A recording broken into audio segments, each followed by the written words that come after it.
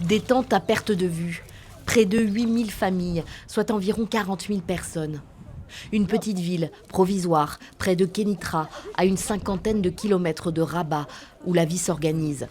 Où les tâches du quotidien occupent un temps l'esprit et font oublier l'effroi ressenti par ces sinistrés devant l'eau qui engloutit tout.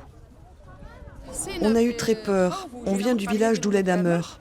On a surtout eu peur pour nos enfants, qu'il leur arrive quelque chose. Les autorités nous ont appelés à évacuer en utilisant les haut-parleurs de la mosquée et on est partis. Ali El Aouni, 60 ans, a fui son village non loin d'ici avec ses proches. Il évoque des jours très difficiles, marqués par le froid et l'angoisse.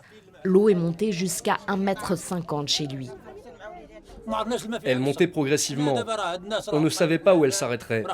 Les autorités ont fait leur devoir en nous évacuant de nos villages, avec difficulté. Notre fils aîné est toujours là-bas, il communique avec nous par téléphone et nous dit que l'eau continue de monter. On n'est pas en mesure d'y retourner pour le moment.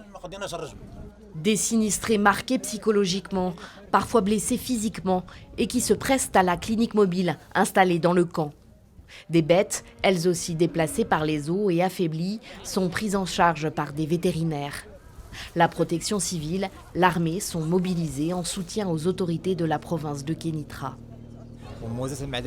Des tentes, des couvertures et des matelas ont été distribués, ainsi que des denrées alimentaires et des produits de première nécessité, en plus de soins de santé et d'un suivi vétérinaire pour le bétail. Le tout dans le cadre de la stratégie visant à protéger la population, garantir sa sécurité et préserver ses biens. De fortes pluies, des averses orageuses avec risque de grêle et de fortes rafales de vent ont encore été annoncées ce dimanche jusqu'à mardi dans plusieurs provinces du Maroc par la Direction générale de la météorologie. Les apports hydriques enregistrés ces 5 derniers mois dans le pays ont dépassé la moyenne annuelle de ces 10 dernières années. Avant cet épisode, le Maroc avait connu 7 années consécutives de graves sécheresses.